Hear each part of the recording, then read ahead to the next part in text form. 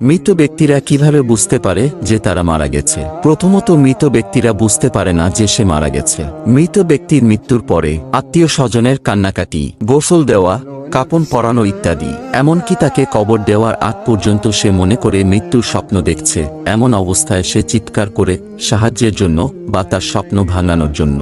কিন্তু আফসোস, কেউ তার চিৎকার শুনতে পায় না। যখন সবাই তাকে দাফন করে চলে যায়, তখন মৃত ব্যক্তি একা হয়ে যায়। তখন মহান আল্লাহ তাআলা তার দেহের মধ্যে পুনরায় আত্মা ফিরিয়ে দেয়। প্রথমত, মৃত ব্যক্তি এটি ভেবে নেই যে হয়তো তার খারাপ স্বপ্ন শেষ, এখন সে ঘুম থেকে জেগে উঠেছে, তাই আল্লাহর নিকট কৃতজ্ঞতা প্রকাশ করে। এরপর সে তার শরীর স্পর্শ করতে থাকে এবং বলতে থাকে, আমার শার্ট কোথায়, আমার প্যান্ট কোথায়, আমি সাদা কাপড়ে মোড়ানো কেন, আমি এখন কোথায়, এখানে এত অন্ধকার কেন, এখানে এত ময়লা মাটির গন্ধ কেন। তখন সে আস্তে আস্তে বুঝতে পারে সে মারা গেছে।